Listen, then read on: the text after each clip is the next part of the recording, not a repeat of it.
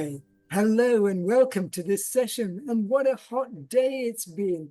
Has it been really wonderful for you? I hope so. And we have got a great hot topic for you. It's another Wominspiration meeting, and this one talks about hot cyber stories and storytelling. Now, what's all that about? Let me ask my colleague, Joe Stansfield, to explain more. Joe, over to you. Oh, thank you, Dallin. A literal warm welcome today, and a warm welcome to everybody who's joining us. It's wonderful to see all of you. I'll introduce Wendy in just a moment, if that's all right. I'll start off by just saying a little bit of housekeeping before we get started. So we'll run the interview with me, Joe Stansfield. So I'm founder and director of a social enterprise called Inclusioneering, and I'm co-chair of BCSWomen, member of BCS Council, and a council elected trustee as well. So the way that we'll run today is the same as our Wominspiration format usually is if you've joined us before. So I'll be asking some questions of our guest, and then we'll hand over to you, our audience, so that you can ask your questions as well. So it's lovely to have a really interactive kind of Q&A and get everyone chatting.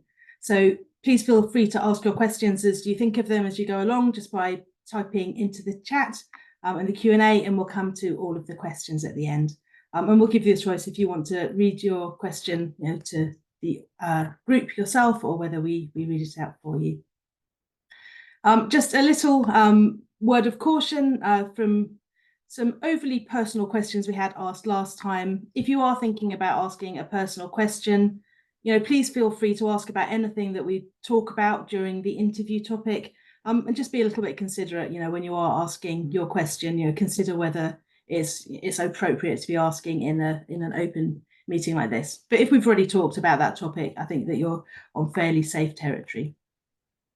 Okay, so now for the good bit. I'm delighted to introduce you to our guest this evening, and we had such a great pre-chat. I'm really excited for you all to hear from her and get to meet her as well. So I'd like to give another very warm welcome to Wendy Goucher. So Wendy is a cybersecurity consultant at Arcanum Cyber.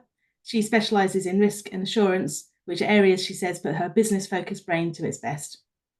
Wendy shares openly about having dyspraxia and ADHD, and those are topics I think that we'll be able to share more about with you this evening. So while these are challenges, they also bring huge creativity to Wendy. She is author of 3 book series that teach about cyber safety for a very broad audience. So she's author of Nettie in Cyberland, which is a series for 4 to 7-year-olds, Eesha and the Mud Monster Mystery for 8 to 11-year-olds, and also the Conan Doyle series of short stories, which is for older people. So alongside all of this, Wendy is a BCS fellow. She's a committee member of BCSWomen, the information security, and also the neurodiversity specialist groups. And she has recently become a member of BCS Council. So very big welcome, Wendy.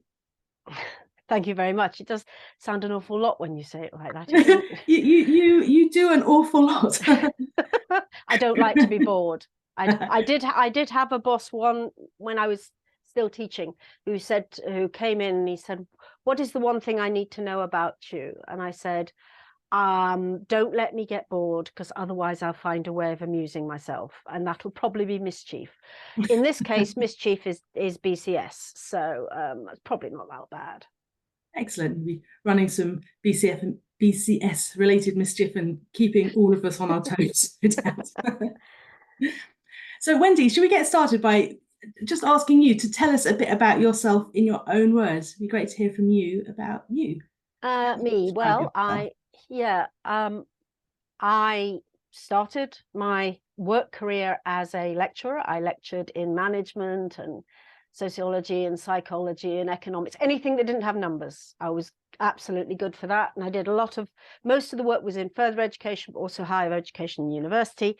So I did that. I got to the point where I wasn't being challenged. I felt I wasn't the right person in the place anymore, because it was becoming very constrained. You would have to have your sheets checked beforehand. You had to do what was programmed, and that didn't suit me. I didn't know why at the time. So I jumped into cyber, which was InfoSec at the time, that my husband was already working in, and he was working in incident response.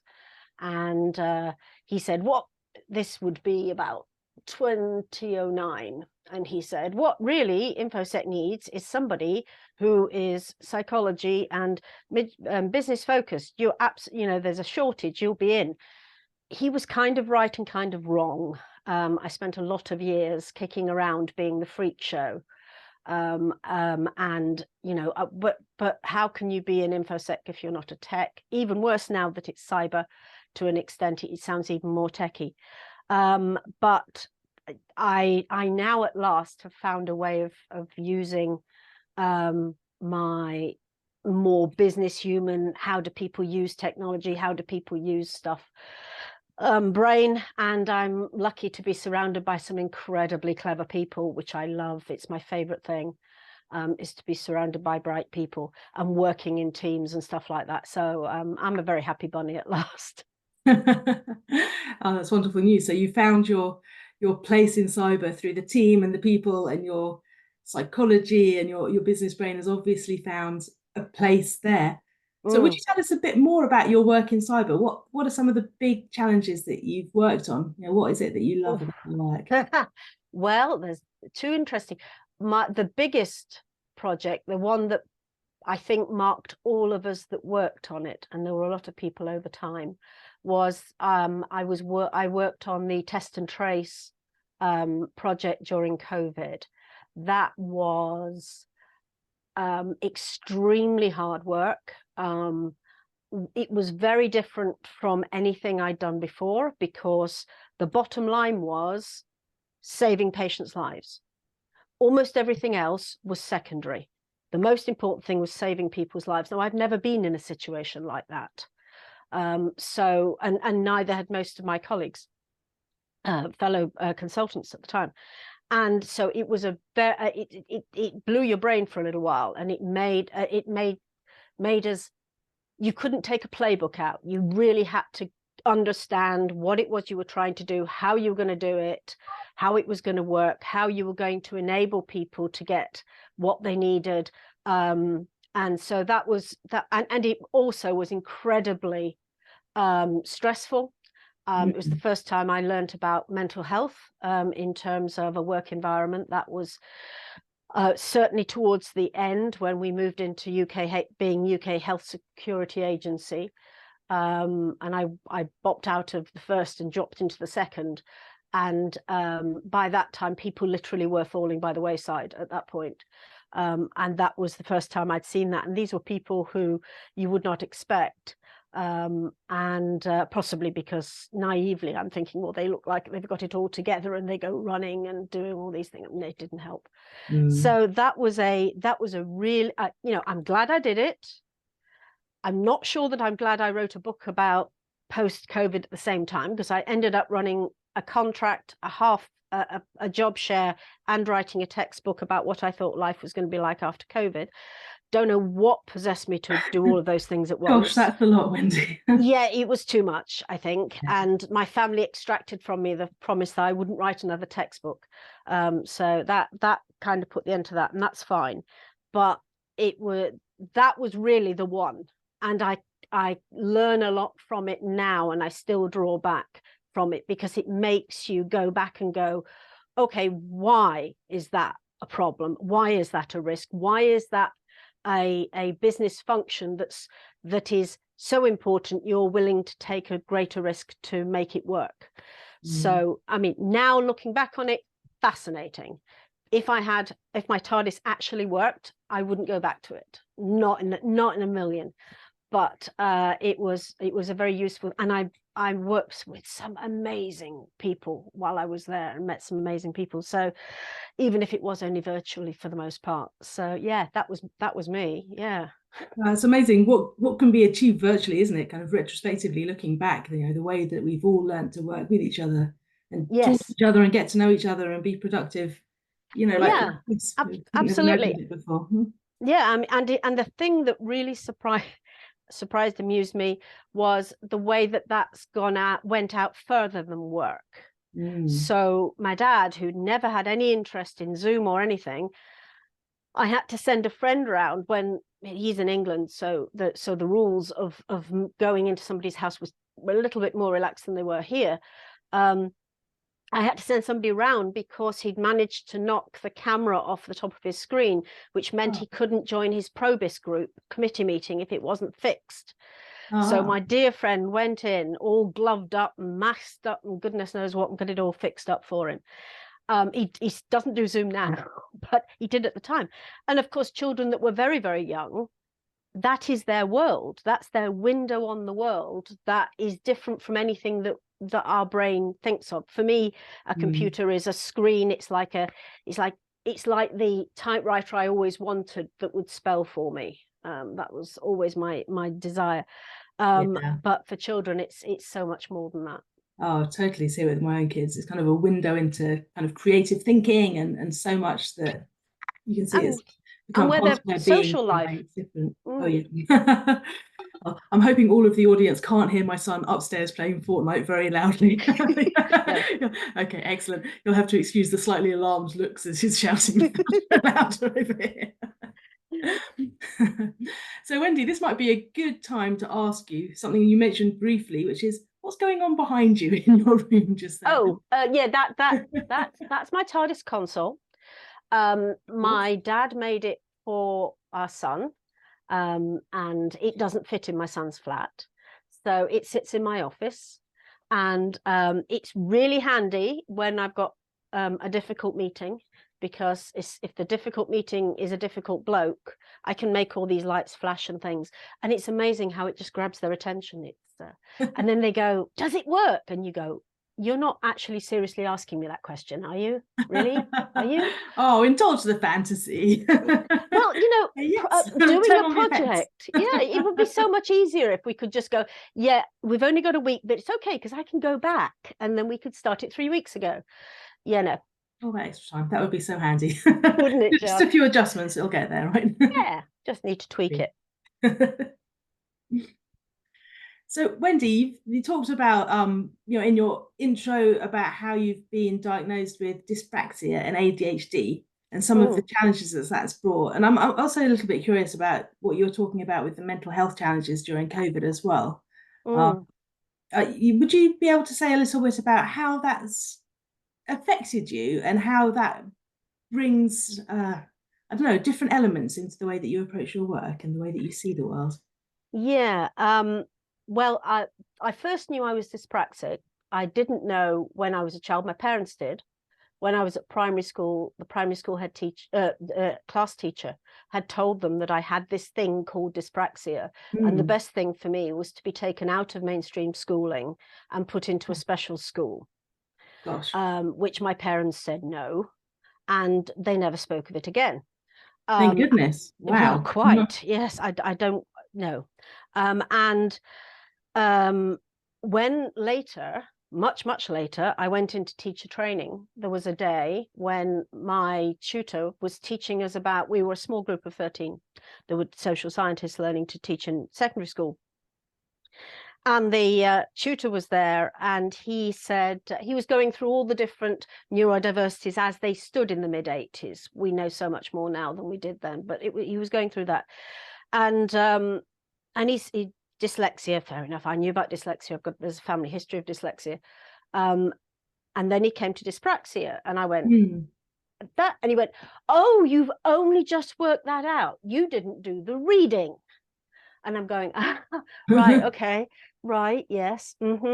So I then learned, I mean, I struggled all the way through school. School fortunately let me stay on a third sixth form year in order to get my 4 O levels or 5 O levels, I forget how many I needed, and 2 A levels, which is what I needed to get into clearing. It's not that I don't like exams. I love exams. I love going in and having the peace and quiet and sit down and the challenge of but when I read a question, the way I read it is almost never the way that the person wrote it or expected, I think, is how that went. And so as far as I was concerned, I was the bottom of the bunch. I mean, I went into clearing and went into what was, I think, probably then Whole College of FE, or maybe it was HE by then. It changed its name about 3 times while I was there. So I was right in the bottom of the pile. and didn't know why, other than the fact that I was clearly stupid because I couldn't learn. Eventually, once I found out a bit about what dyspraxia was, oh, that's why I'm messy. That's why why writing on a page of work was such a problem, because I would start increasingly far away from the margin. Never understood that. Handwriting was appalling. Various other things. Coordination is I'm usually covered in bruises. I don't know why I keep walking into things that have been there years, but I do. Are those all typical symptoms of dyspraxia? The clumsiness, there is a neuro, the way you learn thing as well, but I'm not as sure about that because I also have ADHD, which I only found out, I think, about 2 years ago or so. Right. My daughter she's a grown-up adult PhD. Yeah, postdoc research, clever person. Wow. And and she said, they come around once a month. My husband cooks for them, and she said, I have ADHD. And I said, you've never been hyperactive. Wasn't the right thing to say. Wasn't the right reaction at all. So she explained that to me and said, no, that's not what it means. It means this. And then I think either that day or a day shortly thereafter, we had a car journey together. And she basically rattled off the questionnaire, because she'd done it formally. The questionnaire that she'd done, she was driving and she just pulled it out of her head. I hate her. How could she do that? It just all goes in, does it? Oh, it just goes in. And she went through, and we arrived in central Glasgow where we were going. And she stopped and parked the car, turned around and said, congratulations, you're worse than I am. Gosh. And I went, oh, right. And she said, that's why you can't learn, Mum. That's why learning is hard. That's why you can't do exams. And she went and we went through all of this. So, and the more I've come across people who have neurodiversity, and I have some very close family members who are autistic. Yeah. And I have some understanding of that, but ADHD is not that. So they're often related, though, aren't they? I think they are often related, and I do wonder when I look at their little untidy habits. But anyway, so I've been coming to terms with that, because that sort of explained a bit more. And because I'm in the sort of third age of my working career, I don't care anymore about telling people, because I've had some very negative reactions. I've been walked off a site because I wouldn't speak quietly enough in a room. Gosh, that's extreme. Yeah. I wasn't that bad. I just, female bosses aren't always the most sensitive ones. No, and I think often women are judged very harshly for not quite meeting the social norms as well, aren't they? It's an additional challenge. Yeah, and I mean, it's things like not being able to hear a voice in the room. I thought I had hearing problems. I had my hearing checked. Yeah. No, I don't have hearing problems. What I have is a concentration span of a bunny on crystal meth. So if I'm talking to somebody and I'm looking at them, I'm probably not, it's easier for me to listen to somebody if I'm looking somewhere else. Right. It's fine here because I'm now looking, you're over here and my camera's there. So I don't have to, I can move between the two. Yeah, that's very cool. Juggle the both. Yeah. Yeah, exactly. But in a crowded room, I lip read quite a bit. But I now don't want anybody to come up against the negativity that I've been through in my work time, because I don't have any professional qualifications. I mean, I've got an MSc, but that was by research. I haven't got any of those. And I've been told things like, if you really want to be a cybersecurity person, you'd make an effort and get these qualifications. Somebody actually said that to me. Yeah. And I've had training people tell me that that's all right. The problem is you didn't go on the right sort of. Now, we're very experienced in training. If you came to us and paid us £3,000 or £4,000, we would, of course, get you through. And that just is a red rag to a bull. And I'm sort of going, did you spend a year doing teacher training or 3 years doing teacher training? And you are coming to tell me that I don't know how to learn? Yeah. So, yeah, that's that's not right. It's not right. So I don't want anybody to go through any of those things and others that I've had over time. So that's why I'm quite open now in speaking about how I am and the struggles that I've had. Yeah, it's really great that you are, and you're very relatable about it. I mean, the conversation we had before, sort of pinging off lots of things that are making you just really think. Yeah. I think it's immensely helpful that you do share those things, so other people can kind of consider, like, people that they know, people that they work with, themselves. You actually just look at things and consider, actually, is there something that I've not really recognized here that we should think about? Could I be neurodiverse? Could my friend, could my family member? And do we need to be kinder, right? Do we need to actually be much more aware and considerate of what people need to be able to do well? Because, I mean, looking at all of the things you do, you've found a route through it, and that you've published books, you've got your career in cyber. I mean, you've got all kinds of things going on, and on the face of it, you've got an astonishingly successful career, but hearing the journey, you've had to battle for it. It's really, I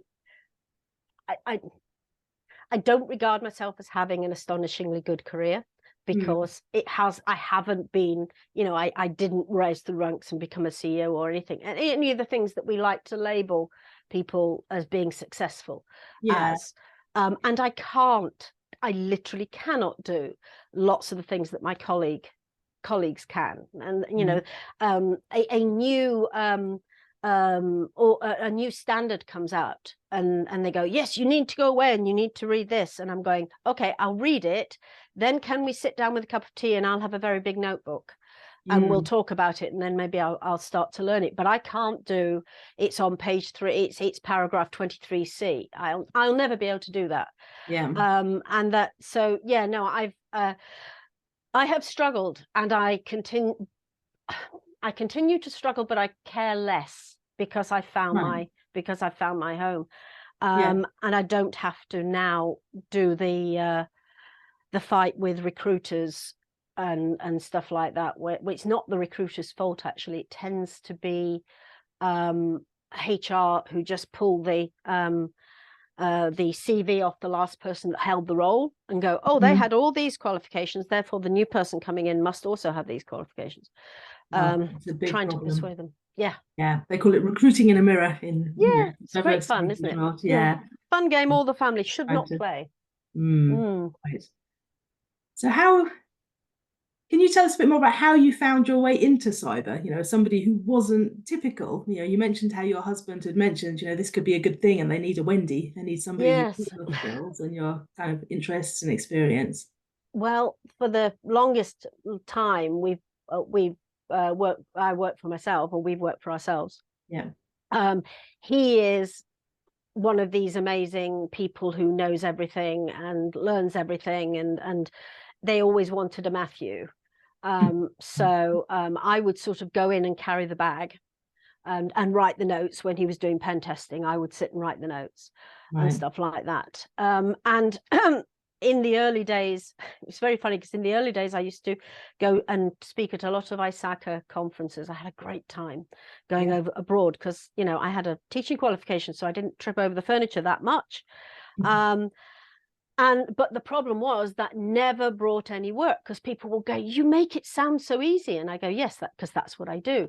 And they go, well, that's something we can do then. Security awareness is easy. It's just common sense, isn't it? So why should we pay you to do that? Now, that's a challenge for a consultant, and one that resonates with me as well. You make it sound so easy and so understandable. You've made it all in that nice succinct intro, and no one needs anything else. Absolutely. I mean, if anybody ever said that about security awareness, which I don't do anymore, I would just say, go speak to Gemma Davis, because if you think it's easy, she'll sort you out, because she's very forthright in the way that she talks about these things, and she's right. She's another of the COVID friends, but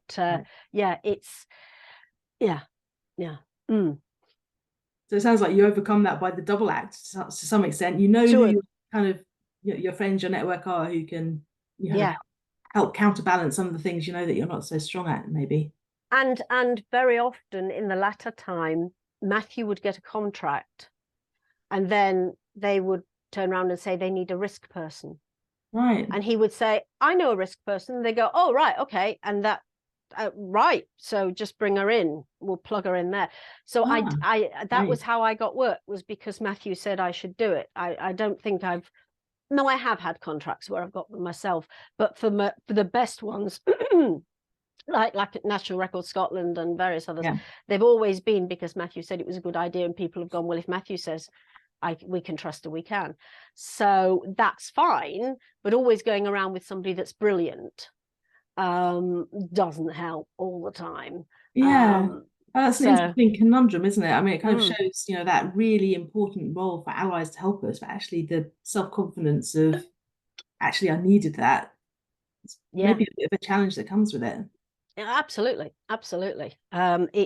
Because to be fair, because I don't have these qualifications, how would an employer or somebody who's putting out contracts, how would they test whether I know my stuff? I mean, I get it. I had before I came to Arcanum, I had an interview with a company not very far from here in Stirling. And I went through the SIFT stage, and the guy that spoke to me then said, absolutely, you're exactly who we need. And I went, golden, you're just down the road, like 8 miles down the road, brilliant.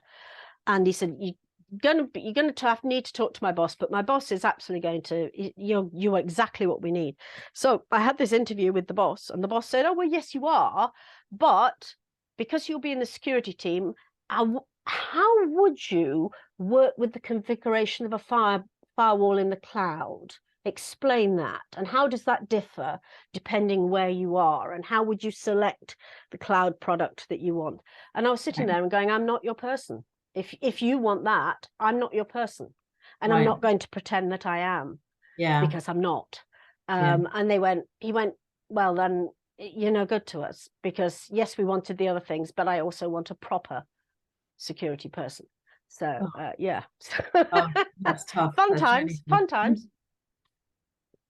So how do you, I don't know, how do you keep yourself kind of feeling strong and positive? You know, it sounds like you've had some challenges there, but you've also, you know, you've talked about the mental health aspects. And talking to you, Wendy, you're very, I mean, you're very lovely. It's very lovely to talk to you. You're very cheerful, positive.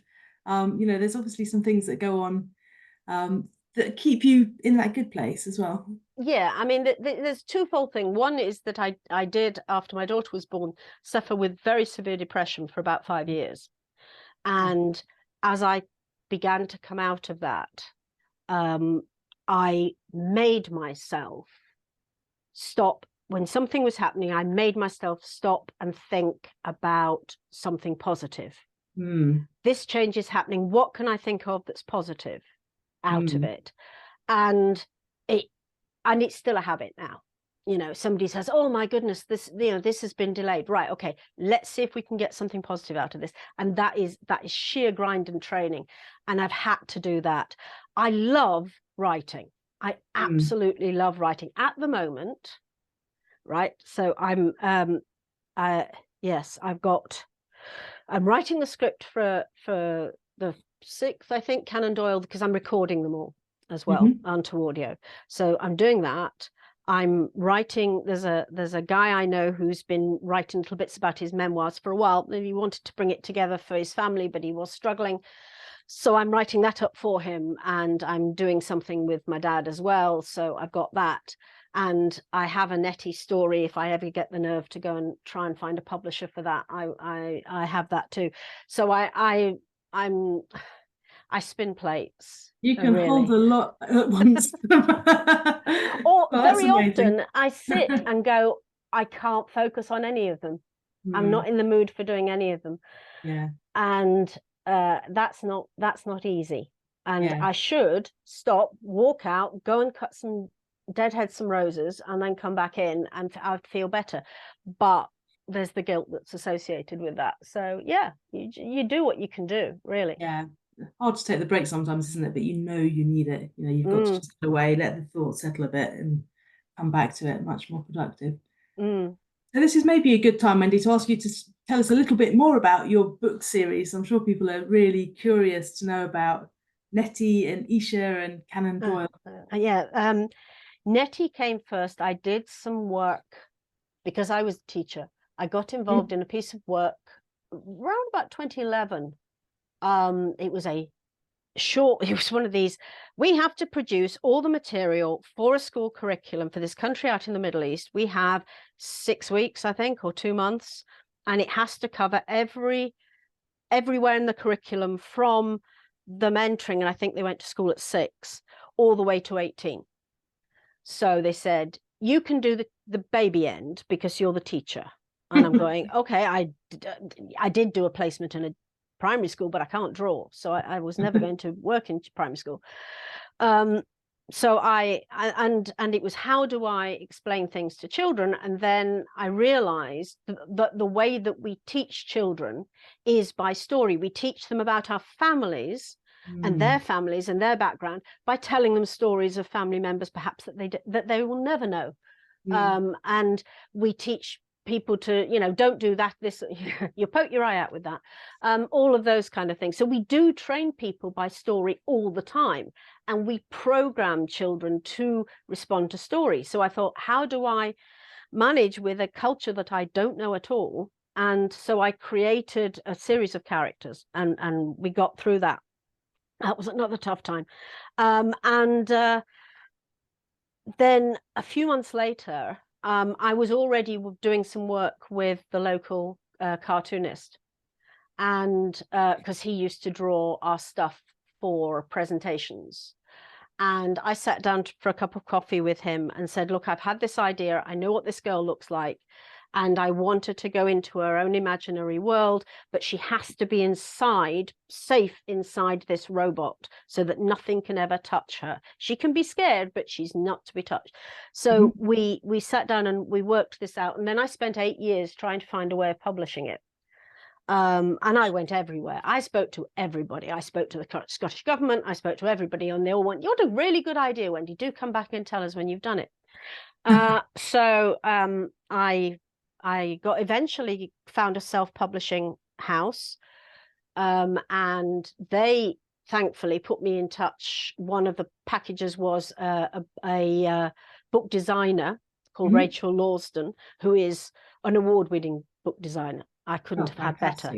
And she stuck with me through 3. And the latest book, which was about 2 years ago, of the Nettie series, we got a professional artist as well to do instead of a cartoonist. So that is there. The problem is, I'm now at the point where I cannot outlay £7,000, and that's what it costs. That's a big outlay. Gosh. It's a big outlay. You never get it back. So I can't do it. So I've got to go find a book agent and find some nerve, which is the problem, and say, look, these have been successful, sort of. I mean, people think they're really good. And I'd say that's successful. Yeah, let's put it like this. I think I bought a cup of coffee on the proceeds, but probably not the cake. But it's a bit more than that. But sales aren't things to live on often, are they? But it's certainly not. And it never pays back. Accomplishment. So when a teacher asked me to write for the upper primary school, which is where the Eesha stuff comes from, and I said, okay, I will do that, but what I'll do is, all these people in industry have said, come to us, we'll give you some funding.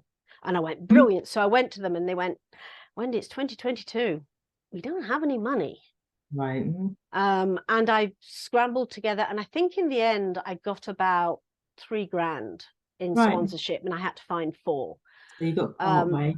Yeah, which was and at which point my husband said, that's it, we're done. You cannot do any more. We can't afford it. So that stopped. And in the middle of that, I by a convoluted route came up with this character called Conan Doyle.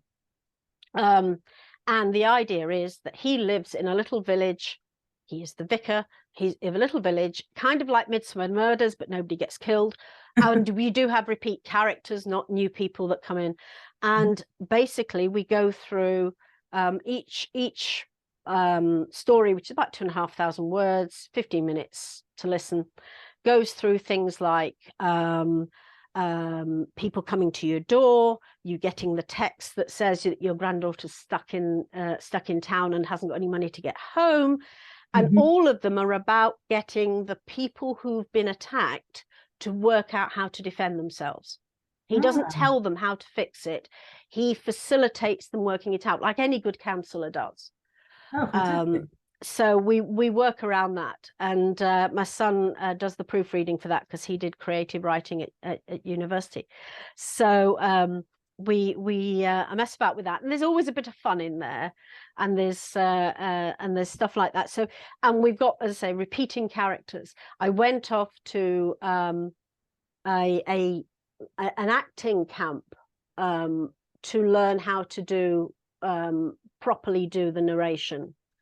There is a most amazing acting coach who's coached people like Jude Law, for crying out loud. Wow, that's well, yeah. Oh, Barbara Houseman is just the most amazing thing. And so I'd been to her before another weekend to learn how to tell story when I went into school and not be a school teacher about it. So she brought me back and went, "This is what you want. You want to be in this group." And there were about 6 of us. And I learned a huge amount about that. So I've been able to, and one of the other people that was on the course helps me out, and Lizzie is wonderful, and I will send her a bit and go, "I think this is what this character's like," because you have to work out what the character is and what they look like and what their background is and what their favorite color is and all this kind of stuff. It's very, very actory. Right. And yeah, it's quite fun, and gives me huge respect for people who do these audiobooks. 15 minutes is good. So yeah, I like, but when I first came up with it, I said to my dad, who's in his mid-80s, I said, "I've come up with this idea and it's great, but I can't afford it." And he said, "That's all right, dear, just give it away." And I went, "Okay." He said, yeah, you have it, and people can just have it. You wouldn't believe how hard that is. Actually, very hard. What makes it so hard to give it away? People, I don't know. They're sort of going, "Is it any good? I don't know." It's free, so it might be valuable effect. Well, yeah, and if I put it on an open website, somebody else would take it. So I've got to be very careful. Yeah, absolutely. So I've got some lovely friends and older friends, and they take them and read them. And one of them's been in a magazine which done by this wonderful woman called Kirsty Kirsty Steele, the Dot magazine, which was the Scottish government funded it, and it's full of cyber stuff for senior folk. Brilliant. And that sounds the perfect place. Oh, it absolutely is. And how Conan Doyle got in there, I still don't know, but it was amazing. And so I've done that. So what it's looking like I'm going to have to do, for the most part, is sell it as a piece of security awareness stuff, so that companies can get a subscription for a year and take, well, I mean, there's 10 stories now. There's another one in my head. And they get a year's, but I haven't worked out how to do that technically, but I will do it at some point, and I will have to learn how to do that. Yeah. So that's how that's come about. But I love Conan Doyle. I'm very, very fond of Conan Doyle. I think partly because I've never had the stress of thinking, how am I going to fund him? Because it doesn't cost me anything. So have a bit more of a relaxed time with Conan. So how do you get the ideas for the characters? Where do you start? With Nettie, my kids tell me she looks like me. Right. I don't have long brown hair, but but it said the cartoonist drew you, and I went, okay. And then when we were talking about the fact that I was going to do the Eesha books, they both turned around and said, "If you invent another white girl, we will not speak to you." And I'm going, okay. Tempting, but no. So I have fortunate enough to have a wonderful friend from school who came across from Kenya in the 70s. Right. And I'm still in touch with her on Facebook. Yeah. And I reached out to her and I said, I can't do this because I'm not somebody from an ethnic background, and I'm not going to pretend that I am. Yeah. I need you to create me a character. Tell me what she's called. Tell me what she calls her grandparents. Tell me everything. What's her favorite food? And she invented that for me. Oh, and then all I had to do was do the story. So that was easy.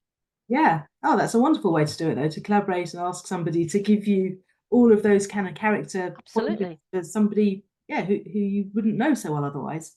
Absolutely. And You in just get into their the head. yeah, and the third of the Nettie books has got a Nettie's cousin uses a wheelchair. Right.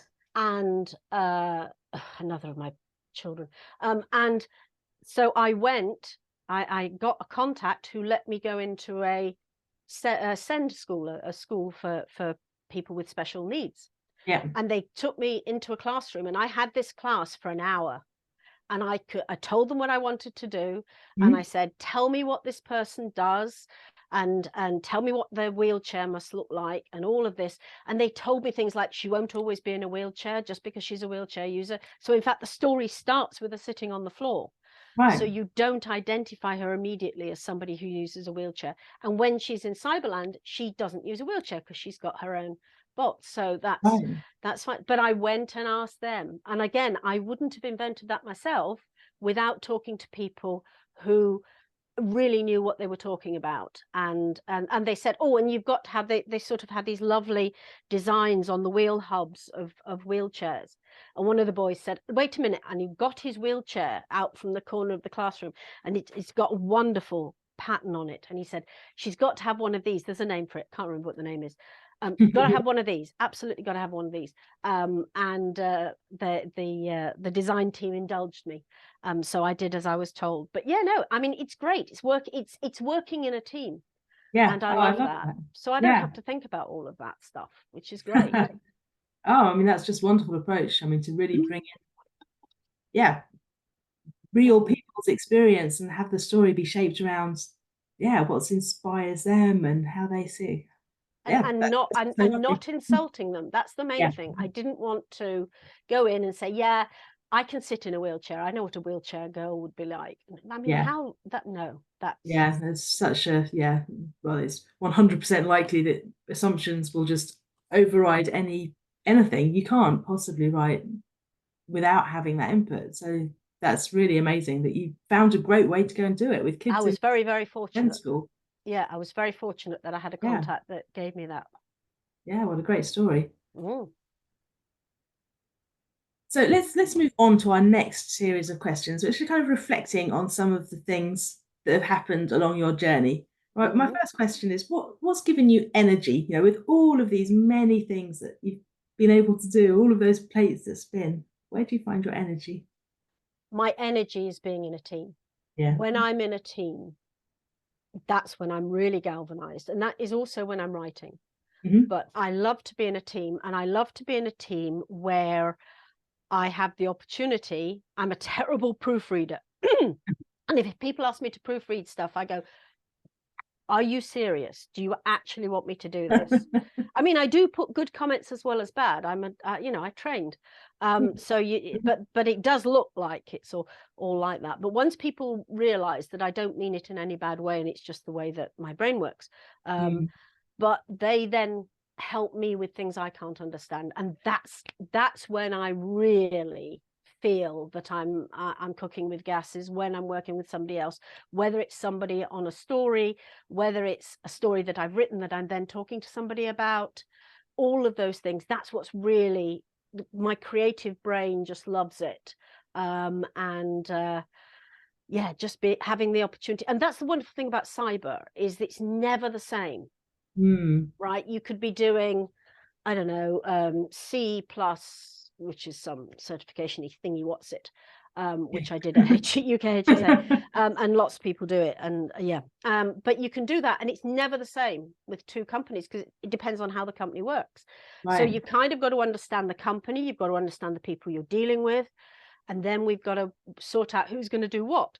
And in one piece of work we were in a few months ago, we had been talking to the client. It was one of the early talks to the client. It was a virtual thing, and we came off and we were having a debrief among ourselves online, and the guy said, well, Wendy, what was going on with him? And I'm going, do what already? And he went, yeah, we know the techie stuff, you're the one that reads the room. That's what you do. You tell me that he's looking not shifty, he's looking distracted, he's looking Yeah. tired, he's not responding in the way that he normally does to his normal patterns and stuff like that. So that seems to be kind of what I do. Yeah. But I love that. Yeah, that's you really know, that's it. It's such a valuable piece, and I can see how you really bring a lot to a cyber team, actually. And you know, what a shame that all of those people who wanted to see all of the technical skills didn't recognize that actually there's so much more important stuff that needs to be brought in as well, and it doesn't all have to be one person. Indeed. And that's where I want to see tech going. Yeah. Technology, there are very few jobs that are not technology now. Graphic designers on computers know way more about technology than I will ever know, and that's more than some of my colleagues know. So why are they not regarded as being a technical profession? I think we have to open out and sort of go, you know, cradle to grave, guys. We are using technology, therefore we have to talk about technology, and we have to talk about technology at all stages and 360 in everybody's lives. We have to be there, and that to me is a challenge, and I love it. Yeah, no, it's a really, I don't know, kind of a point that hits home for me a little bit as well. I mean, I actually started my career in much deeper technology roles than I am now, and then transitioned into more of the people side of technology as well. And, you know, I use lots of data about people, but somehow you sort of feel that attitude out there that, you know, like the people tech and the people data is not as technical as the, you know, the C++ that I used to write in the past. And somehow that's less worthy. And it's like, despite telling myself continuously, like what I do matters, I'm doing things that are important to me, I can still sort of sense that kind of feeling of what's a real technologist. Yeah. Yeah, it's just common sense, dear. You know, anybody can read a room. Yeah. And you know, I loved what you were saying in our pre-conversation, you know, about looking at how do we make sure that technology really is actually inclusive of all of the many different kind of routes that people take through it. And it's not all about the most technical of technical skills. There's all of these kind of other disciplines within tech that are still tech. And we need to be making sure that we're really recognizing those as tech skills and those as very valuable skills. Absolutely. I mean, the first textbook I think that I wrote was for the BCS, and it was on security assurance. I'm thinking Ian was very sweet. He's still there. They didn't throw him out just because he let me write a book. But one of the things that I was trying to say in that book was, you don't have to be a tech to do this. You can be a very good manager. You can be a business fronted person. You can have an audit mind and be very good at this. Don't think that because one of the things I used to say when I was talking at events was, you know, if your computer breaks, I can't fix it, but I can help you come to terms with the loss. You know, it's that sort of thing. And I want us, we've been talking about glass ceilings, and quite rightly so, but I think we need to be talking about glass walls. I think we need to be blowing everything aside. I mean, I'm immensely privileged to be on the diverse IT committee with BCS, and they are the most amazing group of people, and just about the only meeting I go to when it finishes on time, which you wouldn't think from a bunch of neurodiverse people, but Matthew is amazing, who runs it. And I've learned so much, and every time I come away, I feel a little bit less odd and a little bit less weird, because I'm in with my group. I've found my tribe, if you like, and I want these sorts of people to be able to, people like me, be able to bring our skills in and really enrich technology by using the skills that we have, because otherwise we're going to lose people, or we're not going to attract people that we need. We need all sorts. We need technologists, we need engineers, we need everything, and everybody should be welcome and in and catered for and listened to. Oh, absolutely. Music to my ears, Wendy. I 100% agree with you. So Wendy, what has surprised you on your journey kind of through tech and cyber and authorship and all of it? What has surprised me? Sometimes I get things right. Well, your answer surprised me. Yeah. Sometimes I get things right. And that surprises me. I'm not going to lie. I'm not saying that in a funny way. Occasionally I will do something and I'll go, yeah, I mean, when I worked at UKHSA, which was after Test and Trace, because I wrote books for 4-year-olds, I got to write policy. It's very much the same thing, but without the pictures. They wouldn't let us have pictures. And I was alongside this absolutely amazing civil servant who writes beautiful and funny poetry. So I don't know how much work we got done, but he taught me a lot. And being able to take my skills and write stuff that is policy, but write it at the level and using the language that people are actually going to understand, instead of making it lawyerese so that you can catch them out if they get it wrong. Yeah, I learned a huge amount from him, and that also, because I respected him so much and respect him so much, that also gave me a lot of confidence to go forward. And I've even done some work with a team at Arcanum as well. Again, they didn't let me use pictures, but I live in hope, because I do think illustrating some policies might work. Yeah, I can see that actually being a very helpful thing. Not all of them, aren't known as being hugely readable, but why not? I mean, they're kind of important documents, so knowing what they say should matter. Yeah, just have a little picture so people can find them and go, yeah, discipline. You don't want somebody actually physical that's not that kind of illustration, but something. Yeah. You can get some in there. So Oh. Wendy, you were recently made a BCS fellow, which was brilliant, and I was very happy to see that, and congratulations. Can you tell us a bit about what has that meant to you? It's very difficult for me to explain what that means to me. My fellowship certificate is right over the top of this screen, so I can see it, and I see it every day. And that is the thing that says that I'm worthy to be in this profession. That is it. And when I'm having what on earth are you doing? You can't do this, and this, people are, I can't.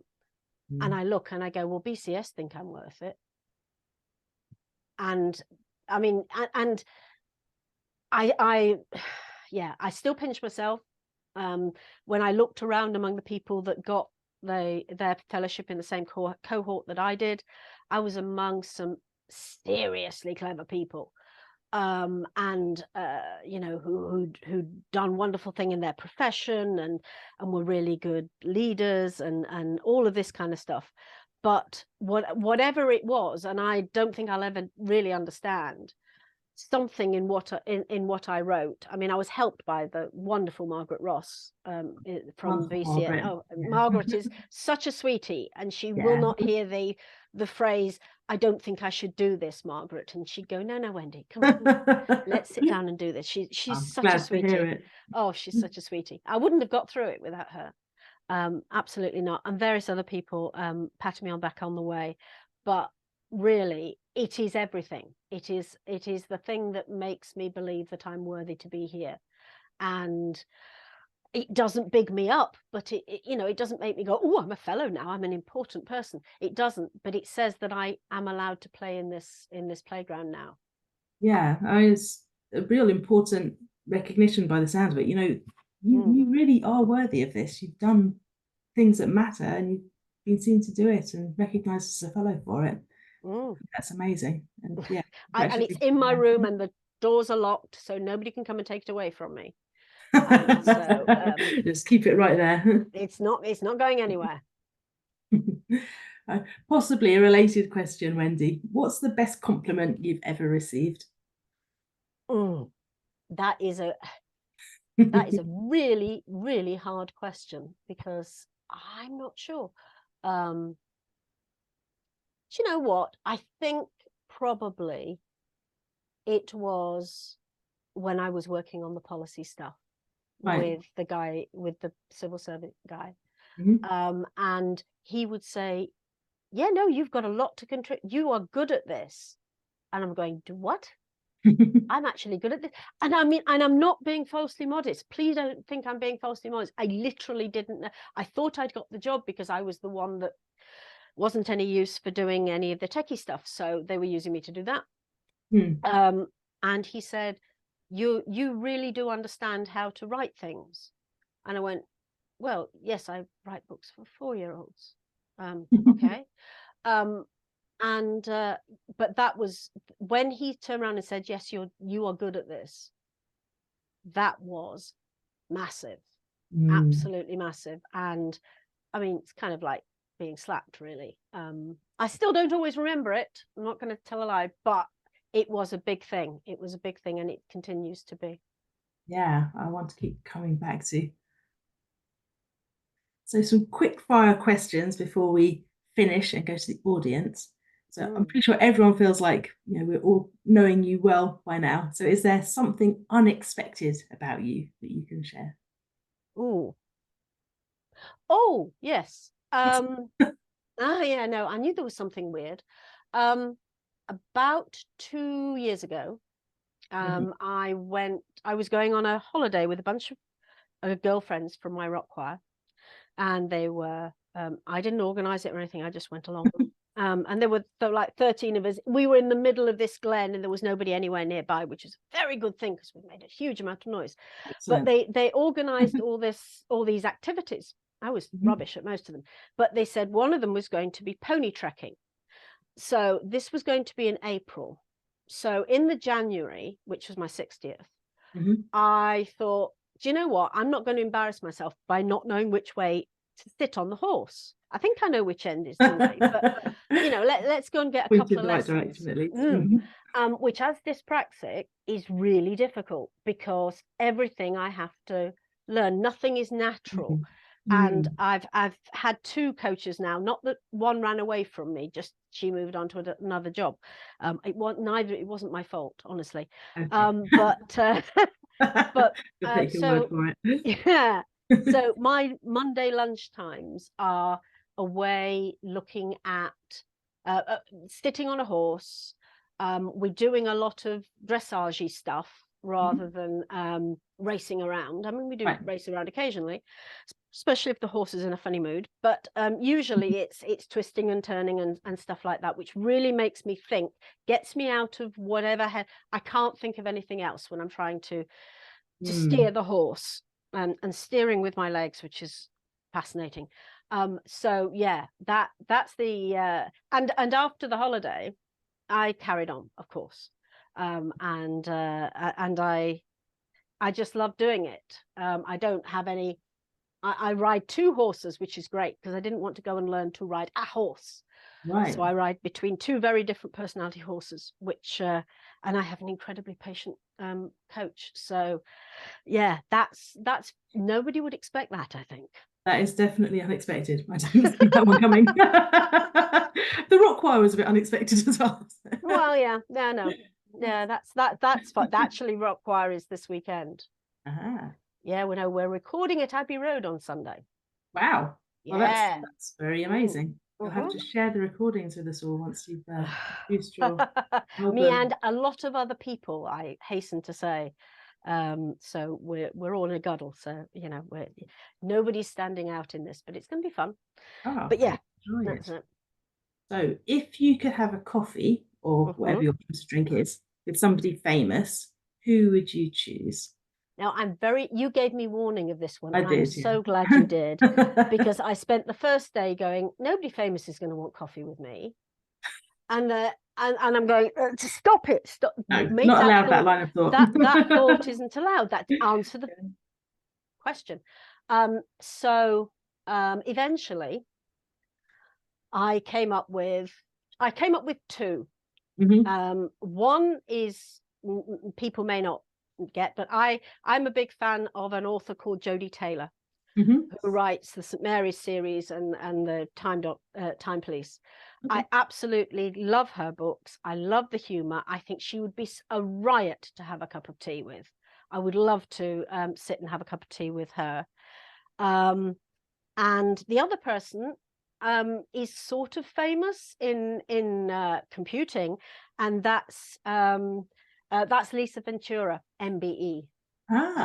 She is neurodiverse.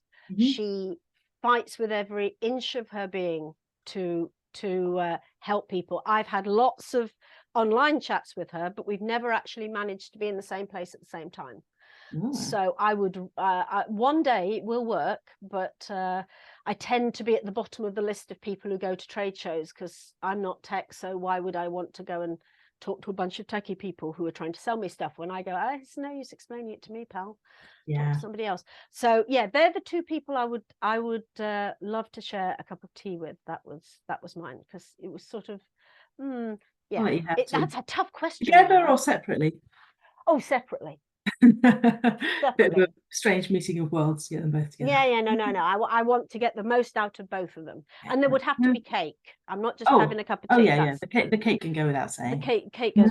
I was just checking because you did set the parameters. It's true. The question did say coffee, but in my mind that definitely comes with some cake or maybe a flapjack or something like that. Something like that. Yeah, that's okay. Yeah, no, I'll do that. Yeah, so you can have that bit.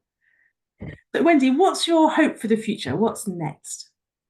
Oh, well, I'm trying to hope that I will find a way of publishing Nettie. Ian Bothwick at BCS says I need to go find an agent. I have found one.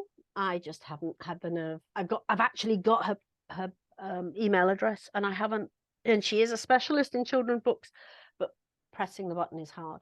But what I really don't want to do is to stop writing Nettie books, because I think Nettie in particular, trying to bring story when children are young enough to be on your knee and you're taking in messages. And the thing with the very young is you can tell them stories and they don't really understand what you're teaching them.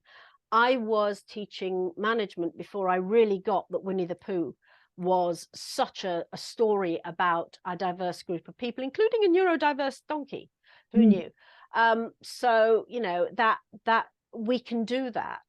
And Nettie is designed for exactly that the child will get to know the story and will love the story. And when they're older, or even sometimes at the time, the parents can go, wait a minute, remember what happened there, which one of my cousins did with her youngest, and said, remember what happened there? When I say no more, it's done, it's bedtime, you're done. And he went, okay. Now, I'm sure he didn't always say okay. I'm sure that was one story in 20,000 where she hasn't always worked. But I think more than anything else, I mean, Eesha's nice. I would love to do more Eesha, but it would break my heart if I can't do any more Nettie. That's my where I want to go. I'm very fortunate that Arcanum are very tolerant of me.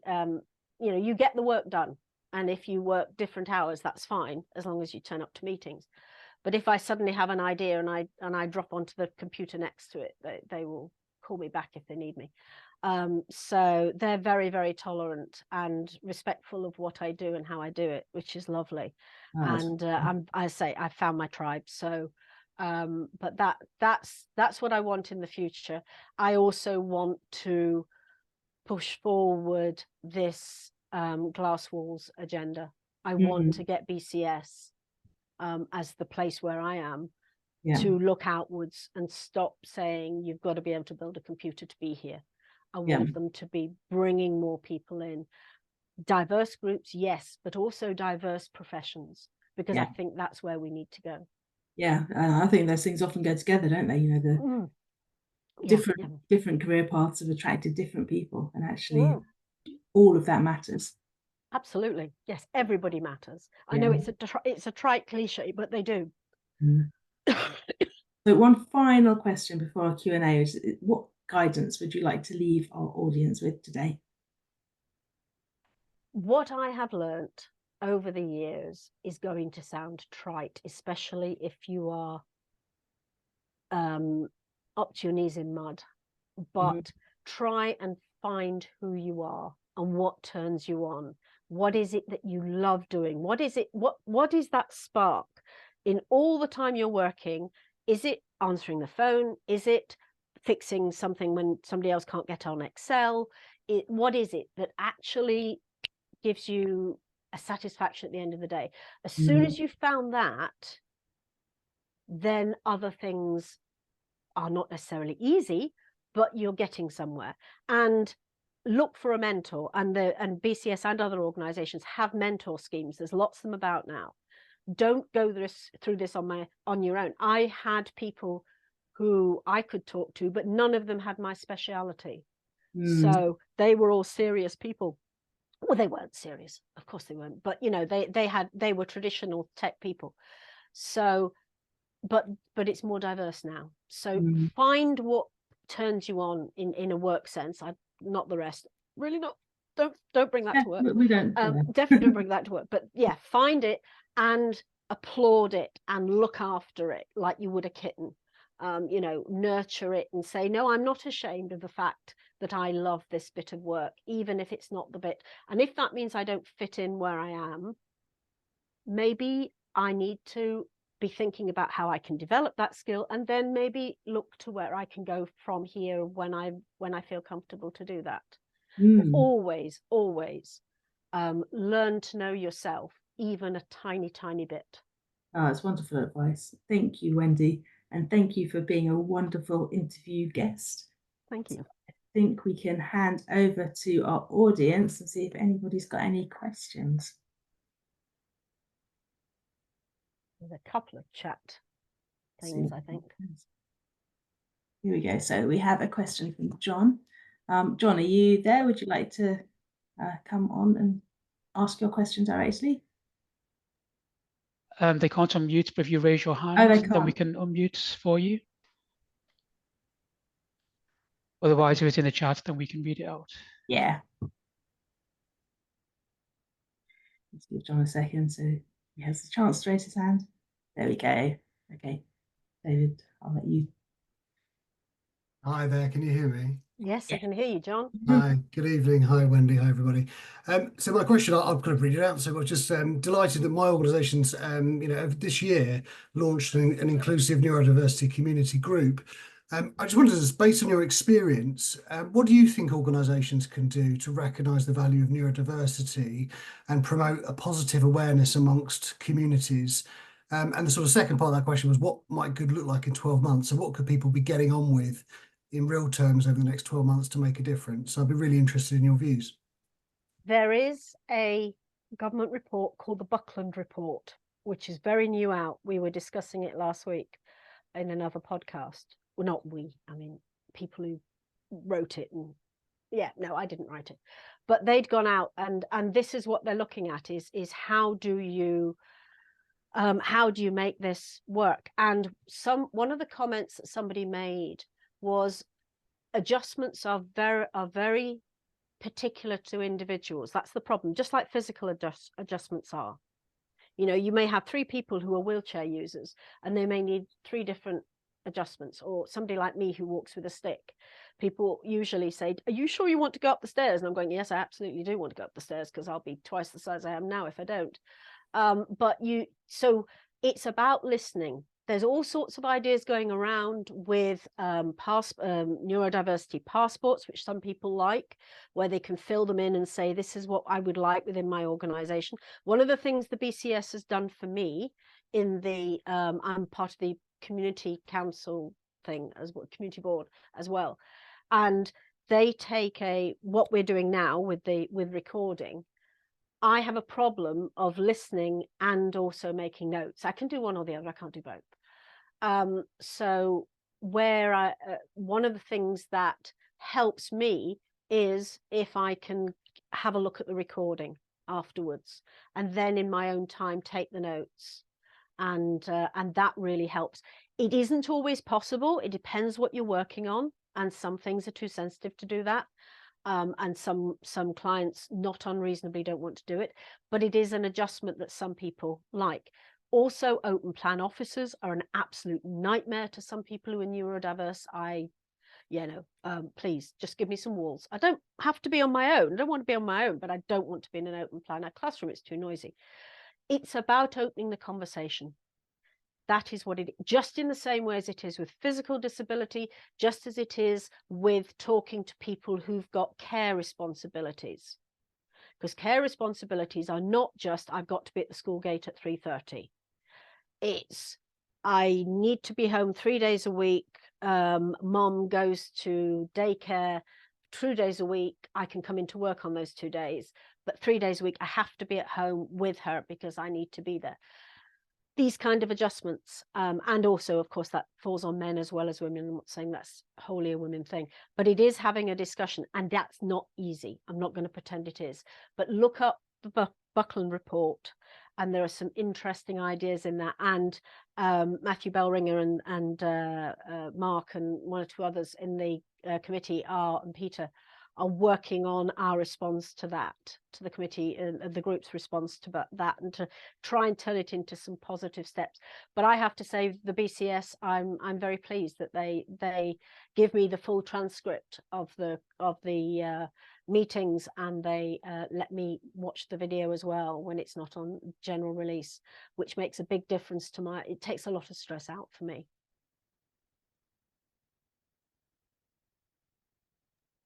Oh, I'm glad, John. I'm glad. Sorry. So then we have a question from Aurelia in the chat, and I'll just have a check. I don't see her hand, so I'll read that out. So she asks, what's your opinion on the use of ATS, applicant tracking systems, and how can it filter out neurodiverse applicants? So it's a recruitment question. It is, isn't it? Do you know what? I have absolutely no idea. I have never come across this. It just shows how little I know. I'm so new in this area. I really don't know. I also don't know how in recruitment, and this was something we were discussing last week, how you make the right adjustments for recruitment. I have applied to, I have to say this very, very carefully, I have applied to an organization for membership. And I was told there will be an interview process and they will ask you questions about InfoSec. And I said, no, it's no use asking me a question and asking me to prove that I know about InfoSec by a question. And they went, no, it's all right. We'll make the adjustment. And what you'll get is, instead of a 1 hour interview, you'll get a 2 hour interview. Oh, so they didn't ask what adjustment you needed? No. The idea must be that you need longer. It's like if you're doing a school exam, giving you 2 hours to do the exam rather than an hour will solve your problem. Yeah. So I don't know the easy way, and there are cleverer people than me working on this. And again, I refer you to the Buckland report, because that talks about that. But I'll go away, Aurelia, and look at this because I haven't come across it at all, and I will be fascinated to see how this works. Thank you very much. Thanks for raising it. Yeah, it's a great question, a really important. And I think the applicant tracking systems can put you on a very rigid process. It'll have certain skills it'll scan CVs for. It may have kind of expectations of how you get through all of the different milestones on it. It was not necessarily very much flexibility. So I'll be interested to hear. Yeah, and feedback. I was reading somebody had raised something, I think it was on LinkedIn today, and they'd said that they'd had a really good piece of feedback from a job they didn't get. And the feedback said, this many people applied for this job, this many people got to the SIFT stage, this many people we selected for interview, and this was the criteria we selected. And basically went down there. And this person said, I didn't even get an interview, but that was so helpful, because I knew where I needed to think about how I wrote my CV or my application, and understand, oh, maybe that was just the wrong sort of job for me to apply to. Yeah, what a useful bit of feedback. If only all recruitment processes just built that in. I mean, you hear so much about people just being ghosted by recruiters at the moment. Not getting any feedback at all, or very, very meaningless feedback. Even or actually from the company, because often the agents will try, but the company just goes, no, we just, and they don't know if you asked for too much money, or you were the wrong color, or whatever. Your face didn't fit. You supported the wrong football team. I don't know. Could be any of those things. Could be any of the above. Yeah. So do we have any more questions in the chat, or anyone want to raise their hands to ask a question directly? I'm just having a look at this looking in the chat because there were some things in there. I think we've got them, haven't they? I mean, one of the things I'd like to say about my journey is there are very few people who go into their job at day one and it's perfect and they love it and then they leave at 70 or whatever. We all have humps and bumps. These days, you don't expect to stay with the same company or organization. Things change, we grow up, we have different needs and expectations. And so just because you don't know what you want to, I wanted to be a lecturer at 21, or in fact earlier than that, but I didn't by the time I got to 40. So we change, and that's right, and it's good, and it's fine that you suddenly feel, or you gradually feel, that you're just not fitting in anymore, and you wanting something else out of your work. Yeah, that's very, very good advice, Wendy. Thank you. I see Dalim has reappeared. Should we give everyone a moment for any last questions? Usually what happens is people go, but my tea's on. I've already had texts from my husband going, are you finished? I'm going, I'm talking on, I'm not even going to answer that. But yeah. Tea time soon. We're nearly yeah. finished. It's a difficult one. It's like having the 9 o'clock on a Monday morning lesson to give, or the just before lunch on a Friday. And everybody's going, well, please don't ask a question because I really want to get away. But I mean, you can find me, anybody who wants to. Oh, Leslie, thank you. What's the top? I'll finish what I was saying, and then I will come back to you, Leslie, in just a second.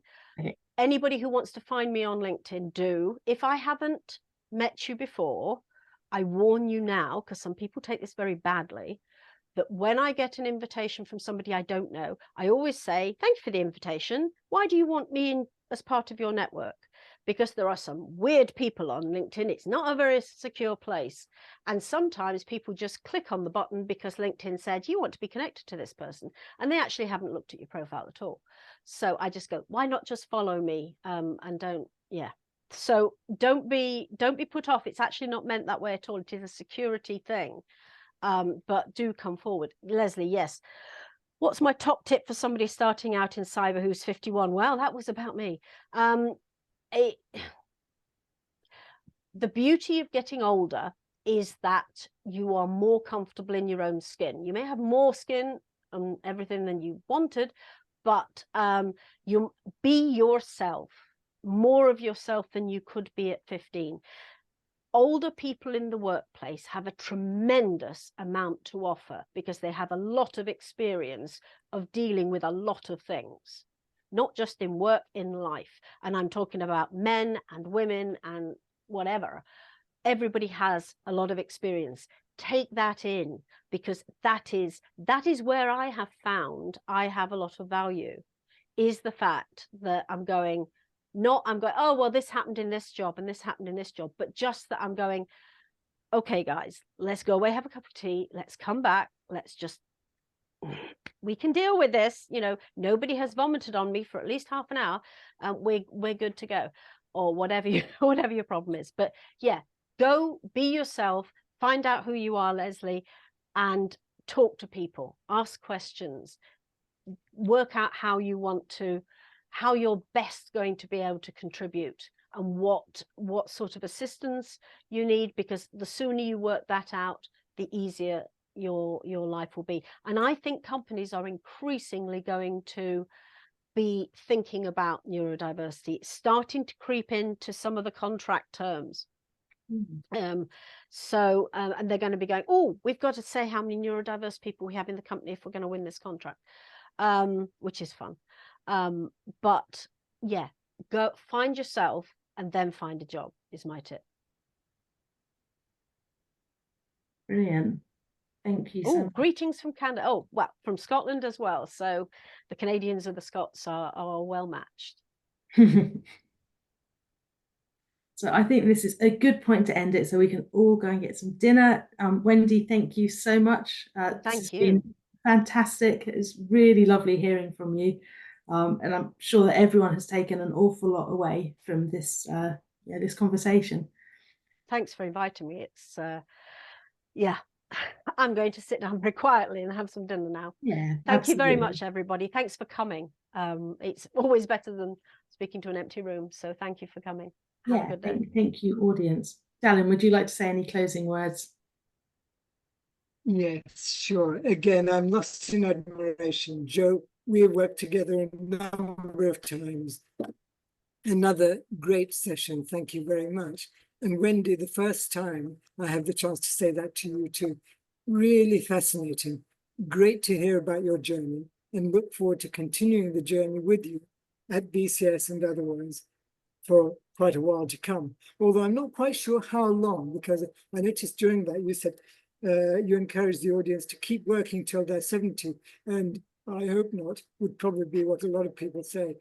They'd probably want to drop out of the work scene well before that. But it's a shame because we do all gather so much knowledge, experience, and value.